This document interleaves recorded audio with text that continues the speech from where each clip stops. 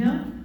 Arleen is a former Tampa Bay Times staff writer and author of the book Chastity is for Lovers, Single, Happy, and Still a Virgin. Her full-time job is the content editor at imom.com and All Pro Dad. She also writes for Catholic Match and Gulf Coast Catholic Magazine.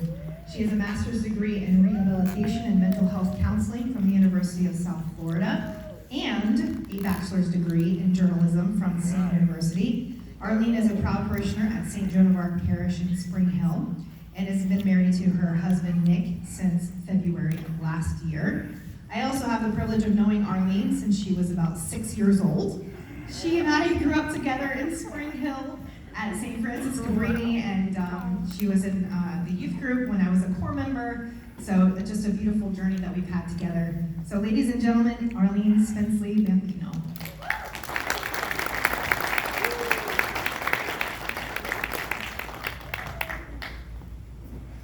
So, has anybody here ever been on a bad job interview? Raise your hand. Please don't tell me I'm no. Thank you. Okay.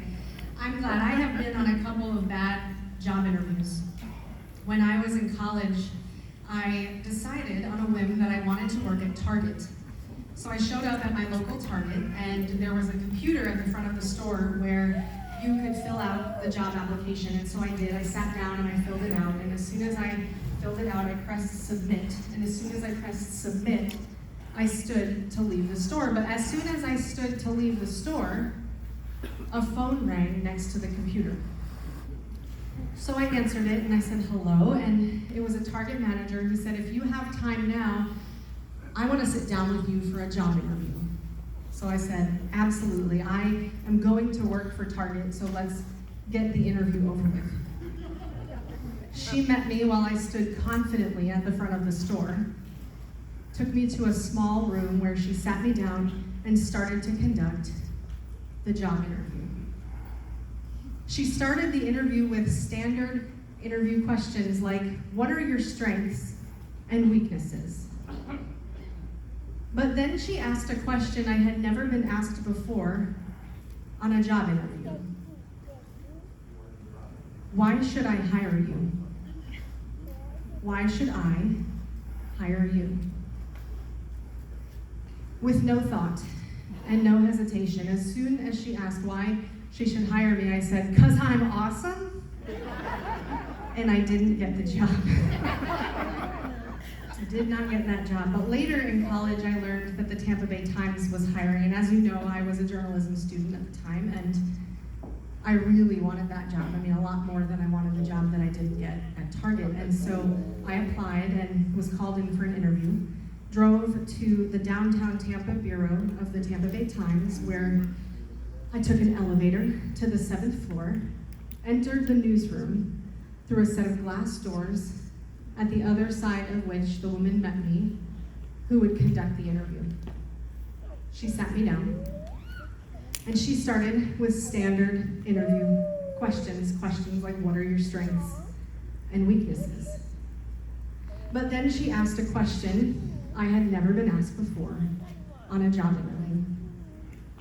How would your friends describe you? With no thought and no hesitation, as soon as she asked how my friends would describe me, I said crazy, and that is how I learned you should not call yourself crazy during a job interview. I didn't get that job. But as you heard, I did go on to work for the Times. That's because crazy, it turned out, was a prediction. When I was given another opportunity to interview for a job at the Times, I did not call myself crazy during the interview, but I did get hired, and I went on to make some decisions that indeed did inspire people to call me crazy. That's really because I'm a practicing Catholic. And as a practicing Catholic, I practice a virtue called chastity. And as a staff writer for the Times, that is what I thought our readers needed to read about while they ate their waffles on a Sunday morning. And I wanted to put chastity into the newspaper, so I approached an editor with my idea.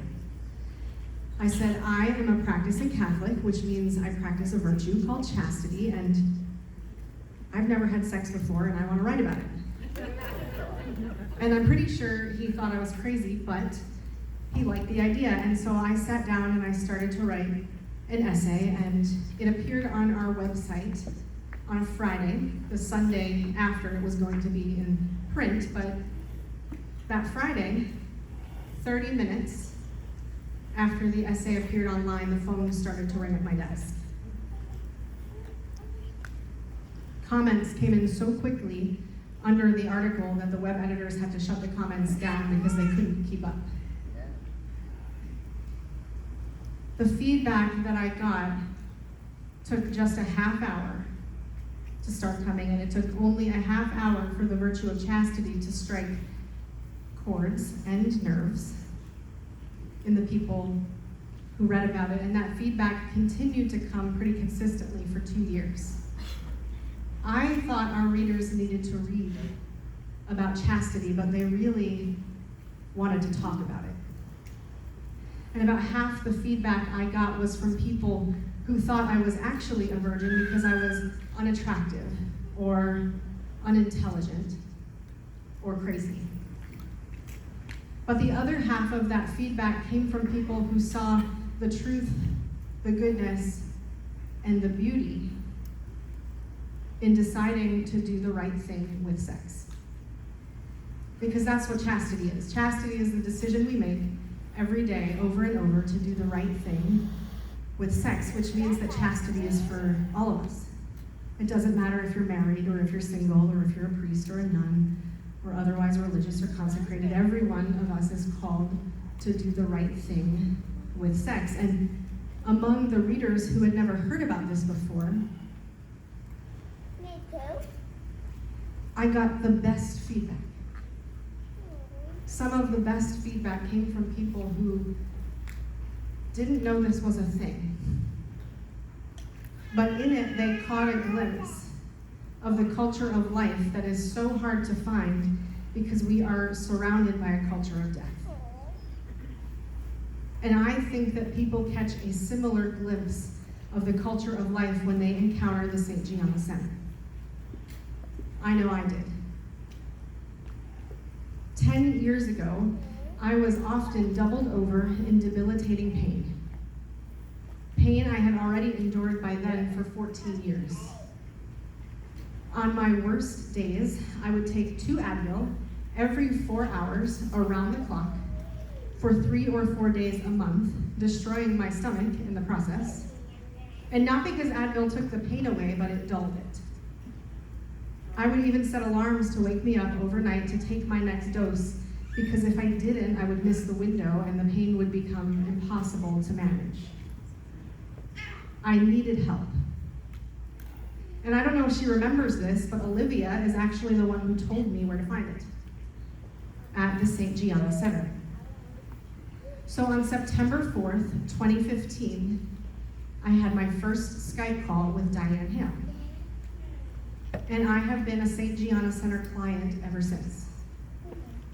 Diane taught me how to track my cycle using charts, and my charts told the truth about my body.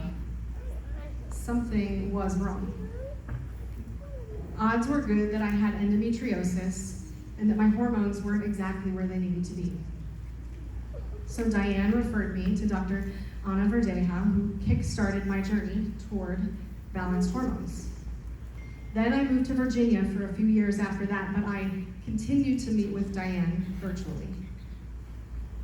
When I moved back to Florida in 2019, Diane referred me to Dr. Deborah Gramlich, who further helped balance me out.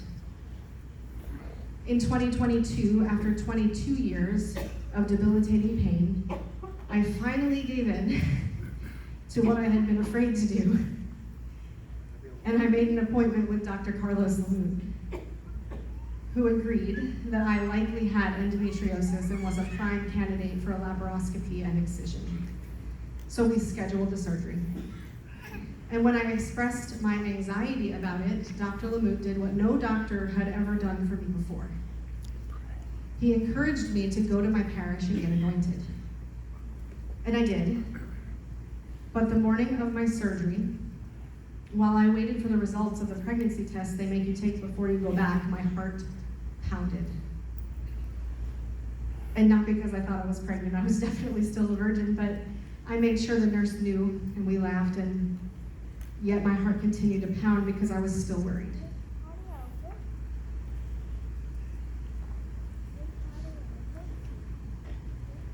I was worried Dr. Lamu wouldn't find anything. I was worried that all I would learn is that my cycles are actually normal, and it would turn out that I just have a wildly low tolerance for pain. I was worried about that prediction from earlier that I would just turn out to be crazy.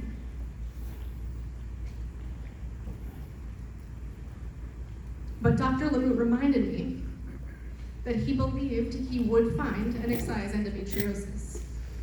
He also assured me that the Holy Spirit would be with us in the operating room. And he was right on both accounts.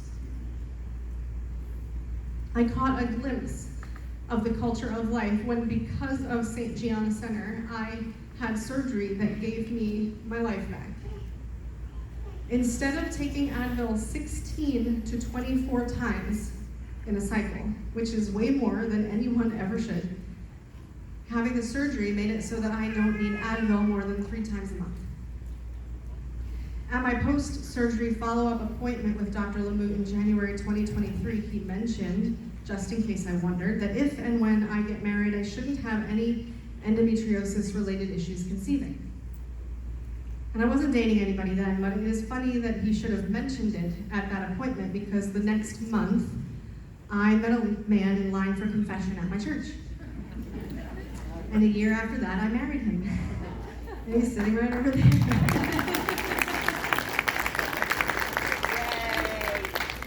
9 months later, in the fall of 2024, we conceived our first child. And St. Gianna Center showed up for us. Diane rejoiced with me when I sent her photos of my positive tests. Dr. Gramlich dropped everything to meet with me the same day twice. First, early evening to discuss next steps, and second, at nearly 10 at night, when my husband was next available to teach him how to administer progesterone injections. She ordered every round of blood work, and she had such compassion.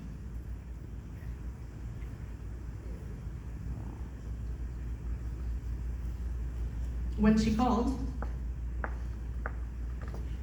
after the results showed that my HCG had dropped, which meant we were losing the baby. I caught a glimpse again of the culture of life when everyone associated with the St. Gianna Center referred to a baby I never got to hold as my baby. I caught a glimpse of the culture of life again when Dr. Gramlich reminded me that God used a part of me and a part of my husband to create a new life, a new person, who now prays for us from heaven. I caught a glimpse of the culture of life when everybody I worked with through the center actually referred to my baby by name, Gabriella Joan. 3 months later, in February of this year, my husband and I conceived our second. And of course, the St. Gianna Center showed up. Dr. Gramlich saw us the same day again.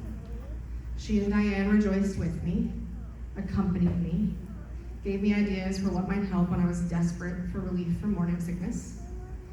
And then the day we had our 8-week ultrasound where we learned we had also lost our second baby,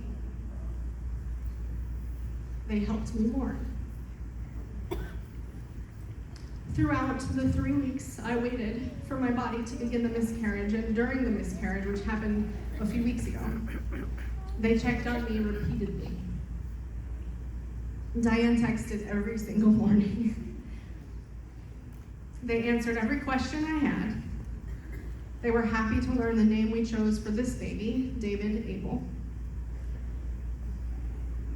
And one of many things I've learned through these experiences is that I'm not alone. And that I'm receiving some of the best care there is. I have friends whose doctors won't get involved after a miscarriage unless or until those women have more miscarriages. Friends who are made to feel silly for naming the babies they lost early. Friends whose doctors won't even refer to their babies as babies. friends who haven't conceived yet who are told IVF is their only option. So many people have carried these crosses alone. The St. Gianna Center has helped me carry mine. For 10 years, the St. Gianna Center has validated me, invested in me, and journeyed with me. And for almost 16 years, the St. Gianna Center has journeyed with 1,200 clients. Each of us is on a journey of hope. I hoped when I became a client that my hormone-related moods would improve, and they did. I hoped when I became a client that my pain might decrease. It has. I hoped after I got married that my husband and I would conceive, and we did.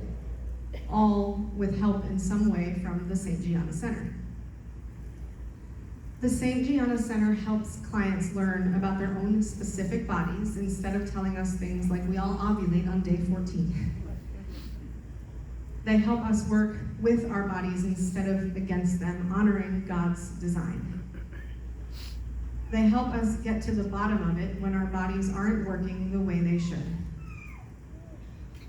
They often look for the root cause and the real problem when others are only looking at symptoms. They help clients conceive naturally whose other doctors have told them they will never conceive at all or that they will only conceive using IVF. The St. Gianna Center has trained 48 fertility care practitioners, just like Diane, and they are continuing to train more. Fertility care practitioners not only help women discover and solve their reproductive health issues, but also provide a natural way for spouses to plan their families. A way that allows them to live out the virtue of chastity in their marriages so that we are truly equipped to love in a way that is free, total, faithful, and fruitful. But the St. Gianna Center needs your help to do this. I'd probably still be carrying some crosses right now that aren't mine to carry anymore if the St. Gianna Center hadn't taken me on 10 years ago. Your generosity has made it possible for me to live a fuller life than the life I lived before I became a client. And your generosity tonight will make that possible for many others. The St. Gianna Center is a voice that contradicts the culture of death. It brings hope where the world says there is none. It validates the experiences of women who've been told it's all in your head. It's not. It changes lives and helps create new ones. For that, and for what your support has done for me, from the bottom of my heart, thank you.